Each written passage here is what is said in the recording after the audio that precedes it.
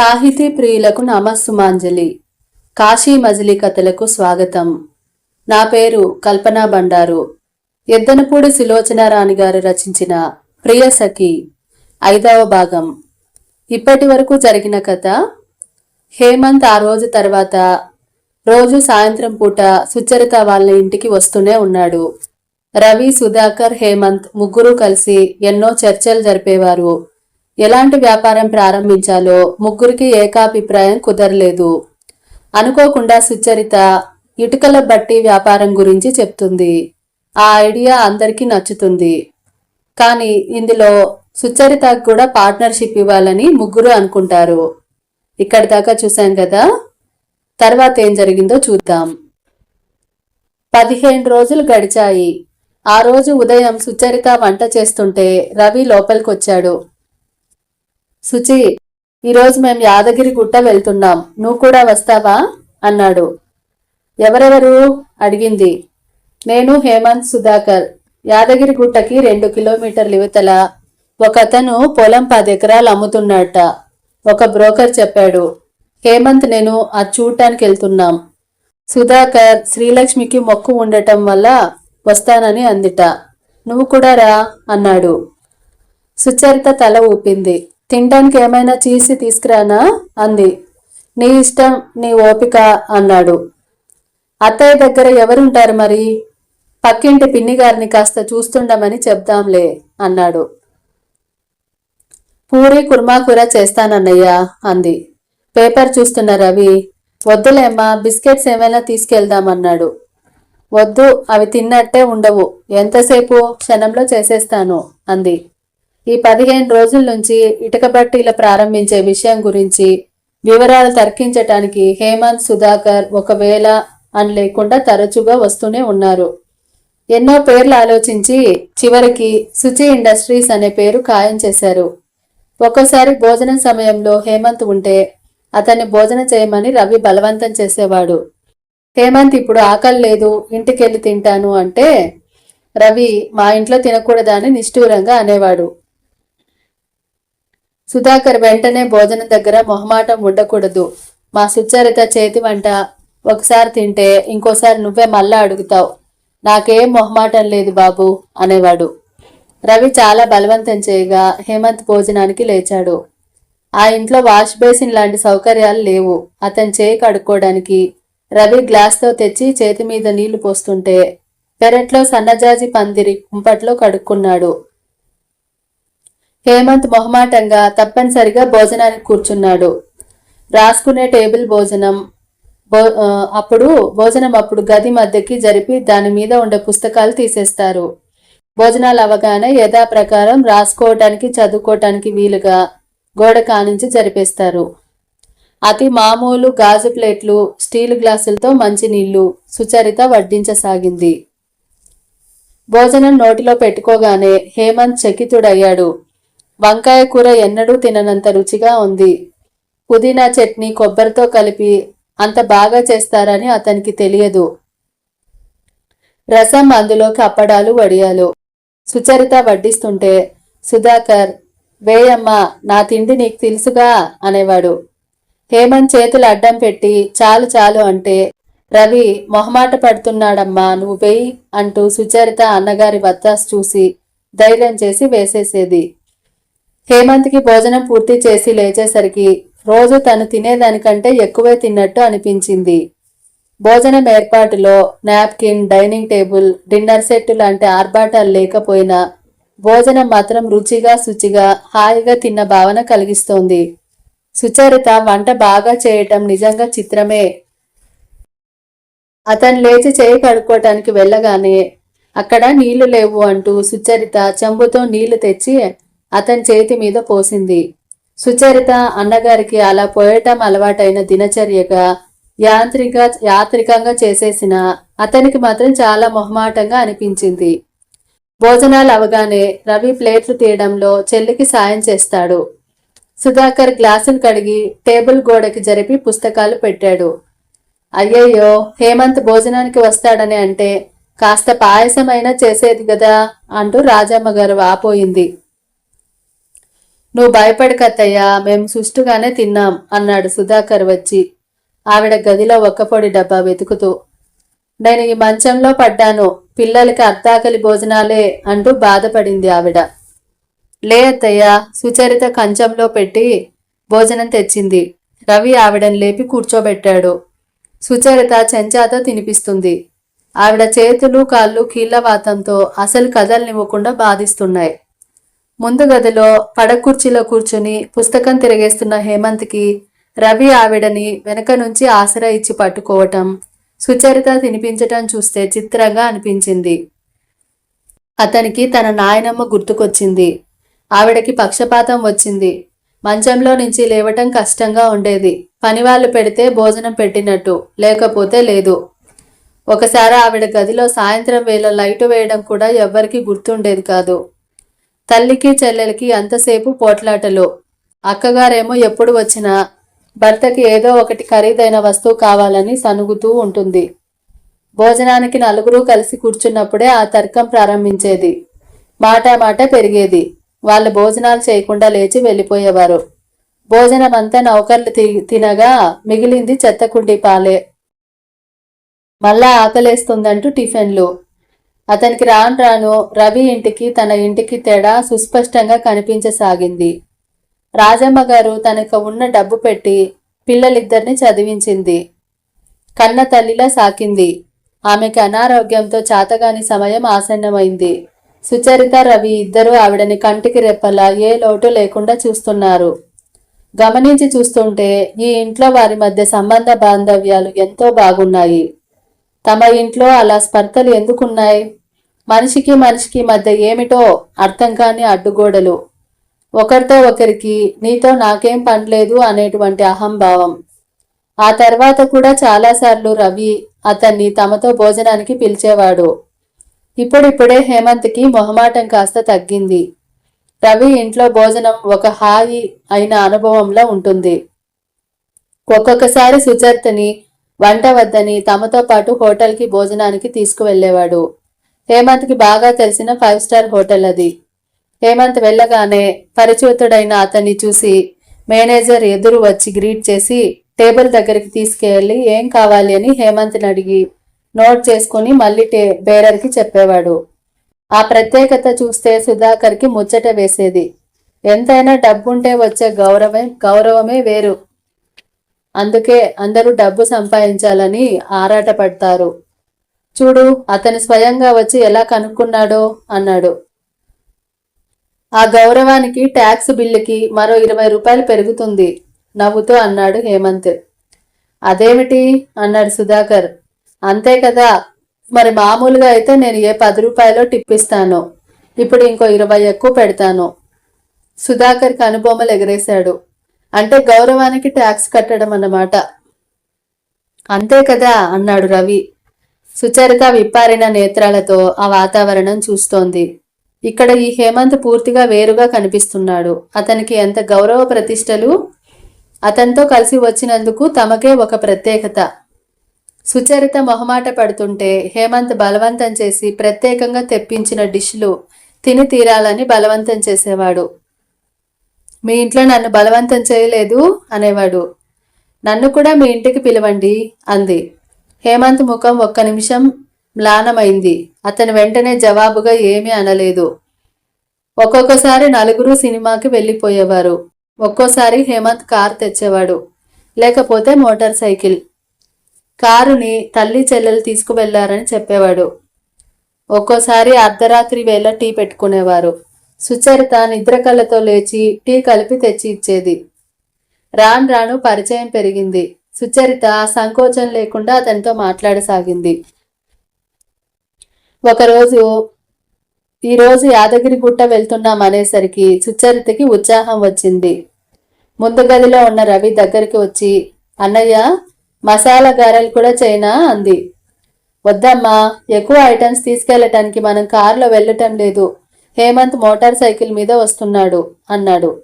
సరే అని లోపలికి వెళ్ళిపోయింది సుచరిత. మేనత్తకి ఇబ్బంది లేకుండా కాఫీ కలిపి ఫ్లాస్క్లో పోసింది. త్వరగా భోజనాలు చేసి రెడీ అయ్యారు. 11 గంటలకల్లా సుధాకర్ శ్రీలక్ష్మి వచ్చారు. శ్రీలక్ష్మికి నగలు పూలు అంటే చాలా ఇష్టం. ఉన్నవారి అమ్మాయిని అని తెలియజేయాలన్నట్టు నగలు చాలా పెట్టుకుంది. సాధారణంగా ఎప్పుడు సిల్క్ చీర కట్టుకుంటుంది. ఎప్పుడు చూసినా అప్పుడే అలంకరించుకొని ఎక్కడికో వెళ్ళాలన్నట్టుగా ఉంటుంది. శుచి, ఇదిగో నీకు కూడా పూలు తెచ్చాను అంటూ చారడు కనకాంబరాల దండ సుచరిత జడలో తురిమింది. శుచి, నువ్వు కాస్త చెప్పమ్మా, ఎప్పుడు గంగిరెద్దులా అన్ని నగలు పెట్టుకోవద్దని అన్నాడు సుధాకర్. బాగుంది, ఉన్న నగలు ఎందుకు, పెట్టుకోవటానికే కదా అంది శ్రీలక్ష్మి. పెట్టుకొని ప్రదర్శించు. సెకండ్ షో సినిమాకి వెళ్ళి వస్తుంటే ఎవరైనా నా బుర్ర బద్దలు కొట్టి నిన్ను నీ నగలను ఎత్తుకుపోతారు అన్నాడు సుధాకర్ చిరాగ్గా. చిచి, దేవుడి దగ్గరికి వెళ్తూ ఏమిటా అపశకునం మాటలు అంది శ్రీలక్ష్మి చెంపలు వేసుకుంటూ. ఇంతలో హేమంత్ రానే వచ్చాడు. అదిగో అన్నగారు రానే వచ్చారు అంది శ్రీలక్ష్మి. శ్రీలక్ష్మి హేమంత్ని 1-2 సార్లు మాత్రమే చూసింది. అయినా అన్నగారు అంటూ చుట్టరికం కలిపేసింది. రవిని కూడా అన్నయ్య అనే అంటుంది. సుధాకర్ హేమంత్ని కెమెరా తెచ్చావా అని అడిగాడు. ఇదిగో చూపించాడు. అదెందుకు అన్నాడు రవి. నేనే తెమ్మన్నాను, ఫోటోలు తీసుకుందాం అన్నాడు రవి. సుధాకర్ శ్రీలక్ష్మి ఒక స్కూటర్ మీద, రవి సుచరిత ఒక స్కూటర్ మీద, హేమంత్ తన మోటార్ సైకిల్ మీద. సుచరిత తెస్తున్న బుట్టను చూసి ఇవన్నీ ఏమిటి అన్నాడు హేమంత్. ఆకలేస్తే తినటానికి అన్నాడు సుధాకర్. 1-2 గంటలు ఆకలేవా అన్నాడు హేమంత్. స్కూటర్లు స్టార్ట్ అయినాయి. యాదగిరి గుట్టకి యువతల పొలం రైతుతో హేమంత్, రవి, సుధాకర్ మాట్లాడుతుంటే సుచరిత శ్రీలక్ష్మి దూరంగా చెట్టు కింద కూర్చున్నారు. శ్రీలక్ష్మి ఒకటే గొడవ పెడుతుంది. నువ్వైనా బావకి చెప్పు శుచి, మా నాన్నకి అతనికి 1 క్షణం పడదు. మా నాన్న మాత్రం ఏమంటాడు, డబ్బు జాగ్రత్తగా ఖర్చు పెట్టండి అంటాడు. బావేమో పిచ్చి సరదాలు, డబ్బు నీళ్ళలా ఖర్చు చేస్తాడు. సుచరిత శ్రీలక్ష్మి చెప్పింది వింటూనే దూరంగా ఉన్న వాళ్ళని చూస్తోంది. రైతు ఖాళీగా ఉన్న భూమిని చూపిస్తూ ఏదో చెబుతున్నాడు. వాళ్ళు ముగ్గురు అతనితో ఆ పొలం అంతా తిరిగి చూస్తున్నారు. ముగ్గురులో హేమంత్ పొడవు. రైతుతో మాట్లాడటం కూడా అతనే ఎక్కువ చేస్తున్నాడు. మధ్య మధ్యలో రవి ఏదో అంటున్నాడు. బావ ఇల్లరికం ఒప్పుకోవటం లేదు. కాస్త నువ్వు రవి చెప్పి ఒప్పించండి శుచి అంటుంది శ్రీలక్ష్మి. ఇలాంటి విషయాలు ఎవరికి వారే నిర్ణయాలు చేసుకోవాలి లక్ష్మి. ఒకరు చెబితే వినాల్సినవి కావు. ఎందుకంటే కష్టనిష్ఠూరాలు భరించేది మీరు అంది. అవుననుకో, కానీ బావకి రవి అన్నయ్య అంటే చాలా గురి. చెబితే వింటాడు కదా అని ఏది పడితే అది చెప్పకూడదు. దేనికైనా హద్దుండాలి అంది సుచరిత. అది నిజమే అనుకో, నా బాధ నాది. బావ ఇది వింటేనే ఈ వ్యాపారం ఇల్లు ఇస్తానంటున్నాడు అంది శ్రీలక్ష్మి. ఇంతలో హేమంత్, రవి, సుధాకర్ వచ్చారు. వారం రోజుల్లో రిజిస్టర్ చేయించుకుంటాం హేమంత్ రైతుకి చెప్పాడు. రవి స్కూటర్ ఎక్కే ముందు ఆగి వెనక్కి తిరిగి ఆ భూమిని కలయ చూస్తూ అన్నాడు. హేమంత్, నా భవిష్యత్తు ఈ భూమి కొనుగోలుతో ప్రారంభమవుతుంది అన్నాడు. సుధాకర్ చూస్తూ, అదిగో అప్పుడే నాకు అక్కడ ఇటుక బట్టీలు కాలుతూ కనిపిస్తున్నాయి. పనివాళ్లు ఇటుక అచ్చులు పోస్తున్నారు. లారీలు వస్తున్నాయి, ఇటుకల్ని తీసుకువెళ్తున్నాయి. ఆపు సుధా నీ కలలు అన్నాడు రవి స్టార్ట్ చేస్తూ. 15 గంటలో యాదగిరి గుట్టపైకి వచ్చేశారు. గుడి ఇప్పుడే మూసేశారు అన్నారెవరో. కాస్త ముందు వస్తే బాగుండేది అన్నాడు హేమంత్. ఇదేమిటి, ఇదో అపశకునంలో ఉంది. వ్యాపారం ఖాయం చేసుకుని దండం పెట్టుకుందామని వస్తే గుడి మూసేశారు అన్నాడు సుధాకర్. ఛీ, నోర్మొయ్ రవి కసిరాడు. నాకు ఆకలేస్తుంది అన్నాడు సుధాకర్. ఇంకెందుకు ఆలస్యం, క్యారియర్ విప్పేస్తే సరి, అది ఖాళీ అయ్యే వరకు వాడికి శాంతి ఉండదు అన్నాడు రవి. ఈ లోపల ఫోటోలు తీసుకుందాం అన్నాడు హేమంత్ కెమెరా తీస్తూ. టిఫిన్ తిన్న తర్వాత ఆకలి ముఖాలతో ఫోటోల్లో బాగుండవు అన్నాడు సుధాకర్. సుచరిత క్యారియర్ తెచ్చింది. రవి జంపకానా తెచ్చి పరిచాడు. హేమంత్ దూరంగా పిట్టగోడ దగ్గర నిలబడి కెమెరాలో నుంచి గుడి గోపురం వ్యూ చూస్తున్నాడు. సుచరిత ప్లేట్లో టిఫిన్ పెట్టి అందరికీ ఇచ్చింది. ఒక ప్లేటు హేమంత్కి తీసుకొచ్చింది. టిఫిన్ తింటున్న సుధాకర్ని హేమంత్ ఫోటో తీశాడు. ఈ ఫోటో బాగా వస్తుంది, ఇలా చూడండి అన్నాడు. అతను సుచరితను ఒకసారి మీరు, ఒకసారి నువ్వు అంటాడు. అతని సంబోధన ఒకసారి మీరు అంటూ దూరంగా, ఒకసారి దగ్గరగా నువ్వు అంటూ, పరిచయం ఎక్కడ నిలవాలో తెలియనట్టు తారట్లాడుతూ ఉన్నట్టుగా ఉంది. అతను ప్లేట్ తీసుకుని కెమెరా సుచరితకిచ్చి అందులో నుంచి ఎలా చూడాలో చూపించాడు. కెమెరాలో నుంచి చూస్తుంటే సుచరిత ఫక్కున నవ్వు వచ్చింది. సుధాకర్ ముందు పరిచిన గిన్నెలున్నాయి. అతని ప్లేట్లో తింటుంటే బకాసురుల్లా అవన్నీ తనే తినటానికి పెట్టుకున్నట్టుగా ఉంది. సుధాకర్ శ్రీలక్ష్మి దగ్గరికి వస్తే చెంగు లాక్కొని చెమట తుడుచుకుంటున్నాడు. తీయండి తీయండి, హేమంత్ తొందర చేశాడు. ఎలా అంది గాబరగా. హేమంత్ కెమెరా అందుకొని చూశాడు. ఆ స్క్వేర్ గీతల మధ్య ఉండాలి. కెమెరా అడ్జస్ట్ చేసి మీరు బాగుంది అనుకున్నప్పుడు వేలిని ఇక్కడ నొక్కండి అన్నాడు. సుచరిత శ్రీలక్ష్మి కొంగు వదలమని కోపంగా చూస్తుంటే టక్కున నొక్కింది. అన్నయ్య, నేను ఫోటో తీసేశాను, ఉత్సాహంగా అరిచింది. రవి తిరిగి చూశాడు. మీ అన్నయ్యని తీయండి. హేమంత్ సుచరిత ఉత్సాహం చూసి ప్రోత్సహించాడు.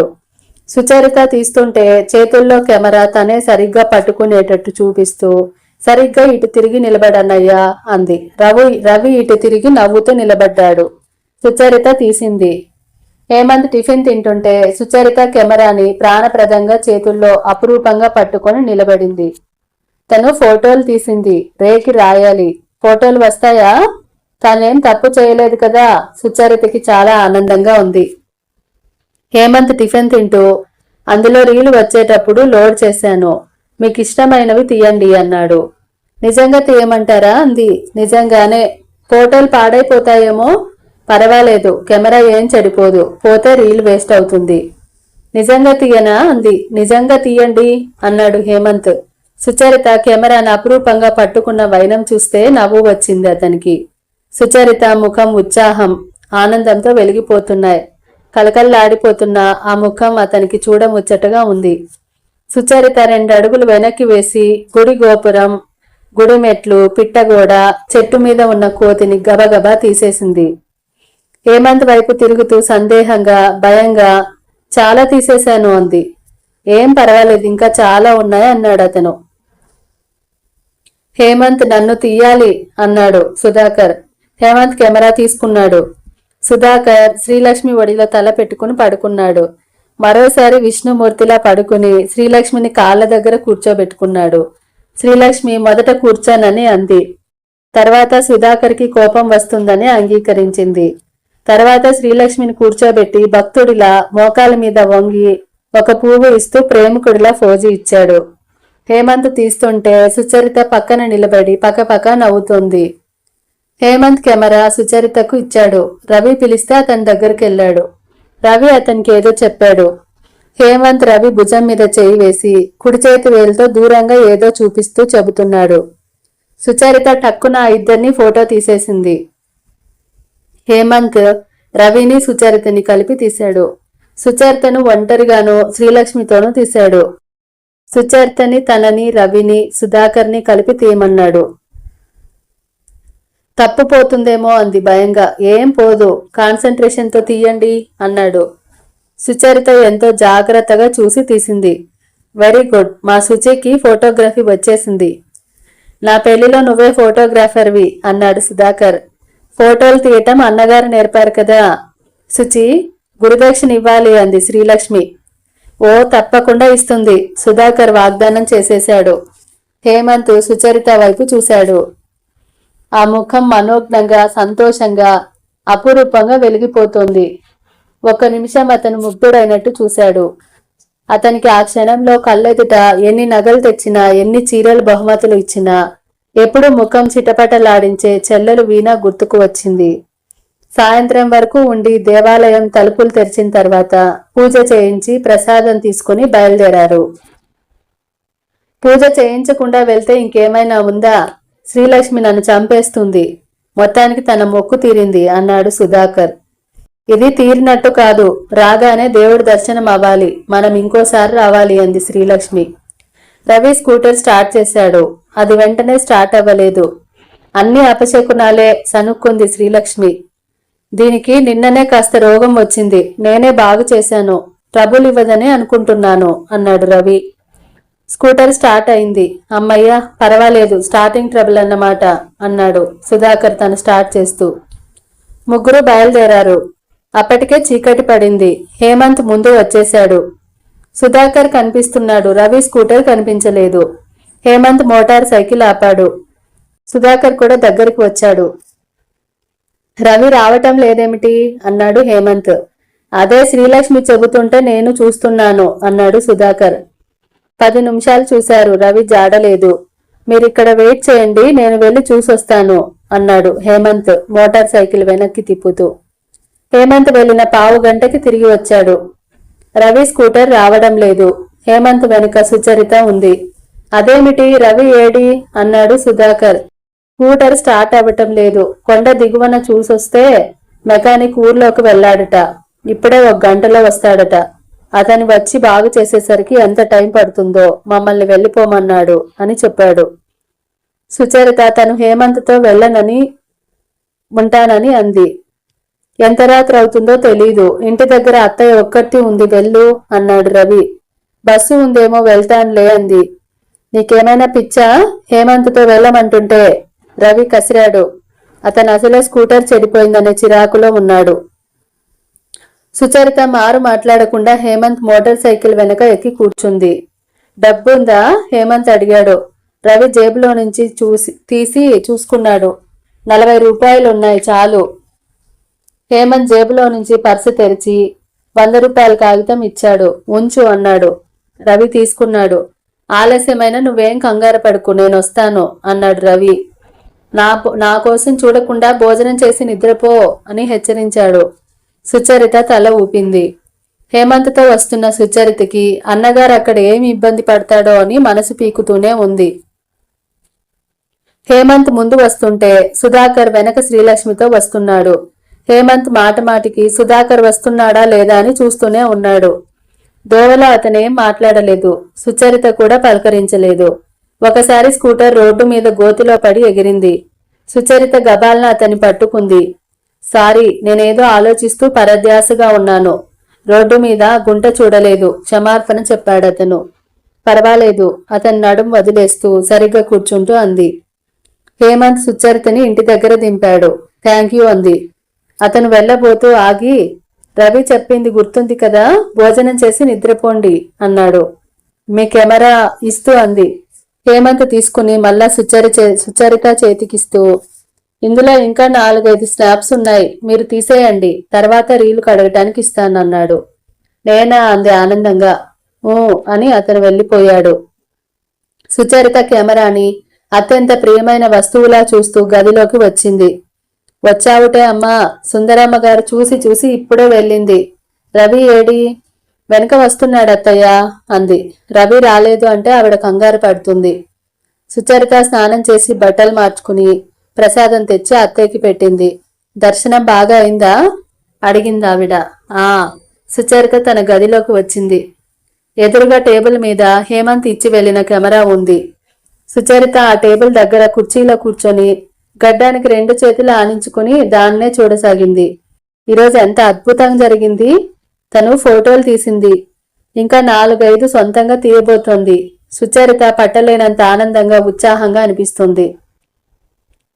జీవితంలో అనుకోకుండా ఏదో ఘనకార్యం చేసేసినంత సంబరంగా ఉంది. లేచి గది అంత గిరగిరా తిరుగుతూ డాన్స్ చేయాలనిపిస్తోంది. సుచరిత డ్రాయర్ సొరుగులాగి అందులోని తెల్ల కాగితం తీసుకుని రేణుకి ఉత్తరం రాయసాగింది. డియర్ రేణు అంటూ ప్రారంభించి ఆ రోజు జరిగిందంతా అక్షరం పొల్లిపోకుండా రాసింది. రేణు, ఈరోజు నా జీవితంలో ఒక మంచి అద్భుతం జరిగిందని అనుకుంటున్నాను అని రాసి ఆపి మళ్ళా కెమెరా వంక చూసింది.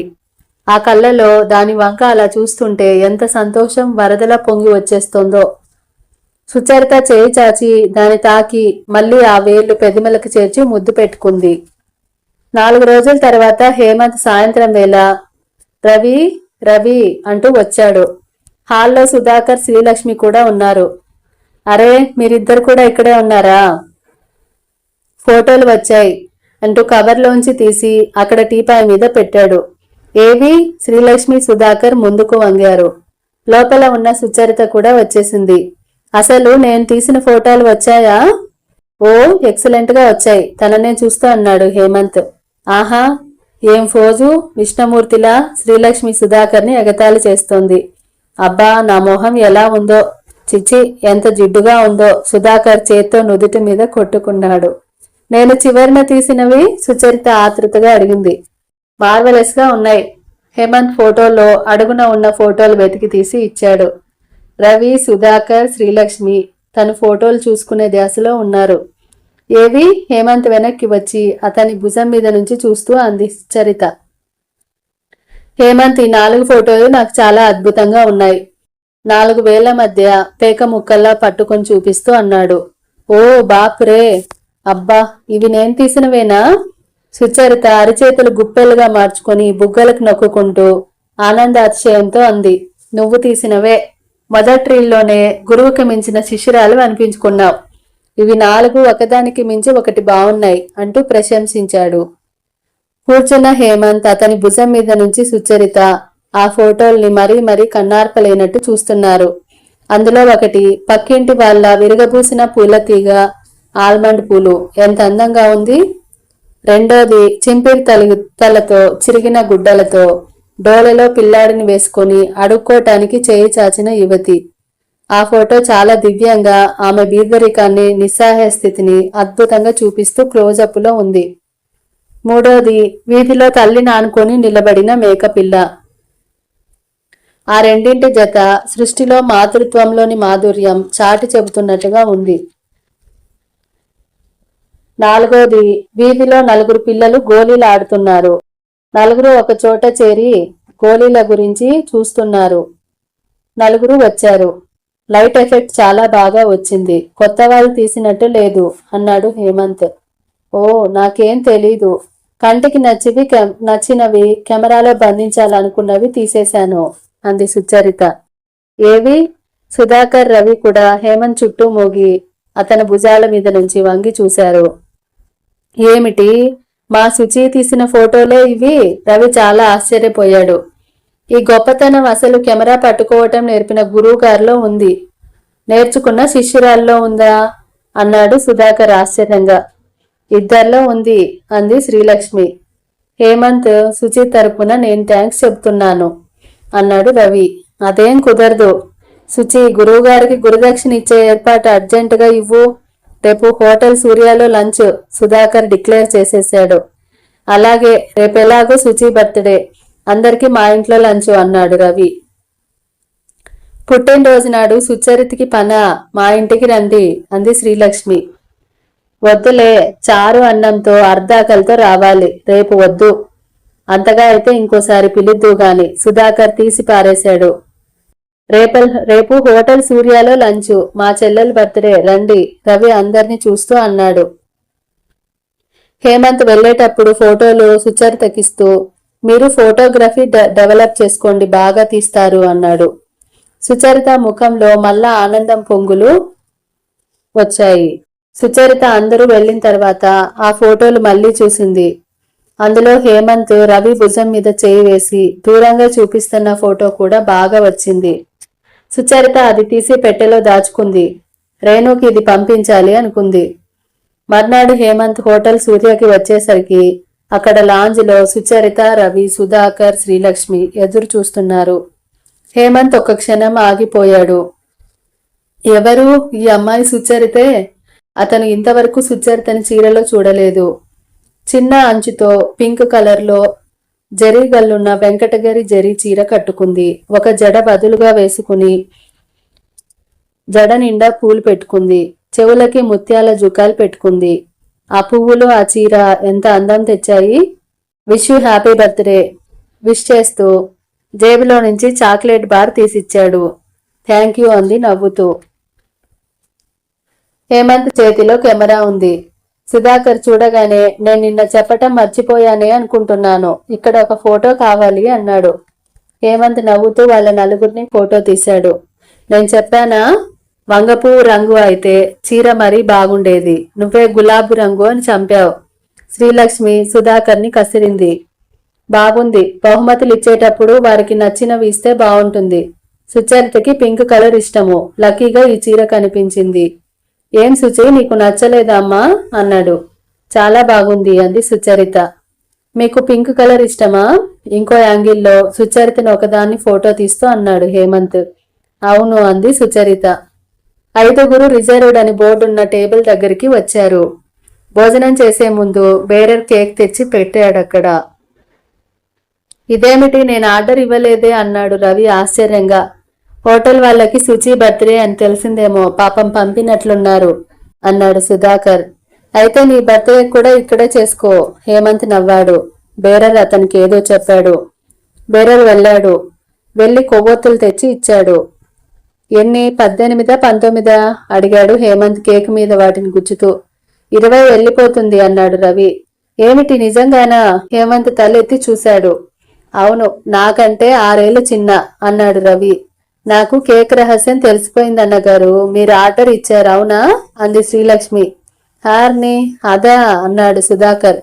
సుచరిత కొవ్వొత్తులు ఊదుతుంటే ఒకటి, రవి సుచరిత చేయి పట్టి కేక్ కోయిస్తుంటే మరోటి, రవి చెల్లెల్ని కేక్ తినిపిస్తుంటే ఇంకోటి. హేమంత్ చకచక ఫోటోలు తీశాడు. సుధాకర్ ప్రతి ఫోటోకి వచ్చి వారి పక్కన నిలబడుతూ శ్రీలక్ష్మితో, చూశావా, బర్త్డే అంటే కళ్ళు మంటలు పుట్టేట్టు కుంకుడుగాయలతో తలంటిపోయటం కాదు, ఇలా సరదాగా ఉండాలి అన్నాడు. బేరర్ భోజనం తెచ్చాడు. భోజనం చేసే ముందు Hemanth, Sucharitha many happy returns of the day అంటూ చేతిలో కెమెరా సుచరిత చేతికి అందించాడు. సుచరిత కెమెరా అందుకుని తన బ్యాగ్ పక్కన పెట్టుకుంది. థ్యాంక్స్ చెప్పవేం సుచి అన్నాడు సుధాకర్. దేనికి అంది. అంత విలువైన బహుమతి నీకిచ్చినందుకు. నాకా? నీకేమైనా మతిపోయిందా? ఊరుకో సుధా, ఆయన పక్కన పెట్టమని ఇచ్చారు అంది. కాదు, ఆ కెమెరా నీకు పుట్టినరోజు బహుమతిగా ఇచ్చాను అన్నాడు హేమంత్. ఏమిటి? సుచరిత కళ్ళు నమ్మలేనంత ఆశ్చర్యంగా పత్తికాయల్లా అయినాయి. నాకా? కెమెరాని అతన్ని మార్చి మార్చి చూస్తూ అంది. నీకే, ఫోటోలు తీయడంలో నీ ఉత్సాహం చూస్తే ఇదే నీకు సరైన బహుమతి అనిపించింది. మీరు ఇది నాకు నిజంగానా తడబడిపోతూ అంది. హేమంత్ నవ్వాడు. నిజంగానే ఇచ్చాను, అది ఇప్పుడు ఇక మీ సొత్తు అన్నాడు. సుచరిత కెమెరాని ఇంకా నమ్మలేనట్లుగా చూస్తూ చేతిలోకి తీసుకుంది. సందేహం తీరిందా? ఇప్పుడైనా థ్యాంక్స్ చెప్పు గుర్తు చేశాడు సుధాకర్. సుచరిత హేమంత్ వైపు చూస్తోంది. ఆ కళ్ళు ఆనందంతో వెలిగిపోతున్నాయి. సుచి, థ్యాంక్స్ చెప్పు అన్నాడు రవి తగ్గు స్వరంతో. Thank you very much, many many thanks తడబడుతూ అంది. సుచరిత కెమెరాని ఒడిలో పెట్టుకుంది. భోజనం చేస్తూ మధ్య మధ్యలో దానివైపే అపురూపంగా చూసుకుంటోంది. హేమంత్ చిరునవ్వుతో సుచరిత ముఖంలో ఆనందాన్ని గమనిస్తున్నాడు. అతనికి గతంలో ఎంతమందికో బహుమతులు ఇచ్చాడు. అది చాలా యాంత్రికంగా ఉండేది. కానీ ఈరోజు అతనికి ఈ ఇవ్వటంలో ఒక ఆనందం కలుగుతోంది. సుచరిత పొందిన ఆనందం, సంభ్రమం అతని గుండెల్లో ప్రతిస్పందనలా అనిపిస్తోంది. సుచరిత చెంపల్లో ఎరుపు చీర రంగుతో పోటీ పట్టం అతను గమనించాడు. ఇక్కడితో కథను ఆపుతున్నానండి. తరువాయి భాగం నెక్స్ట్ ఎపిసోడ్లో విందాం. అంతవరకు సెలవు తీసుకుంటూ మీ కల్పన బండారు.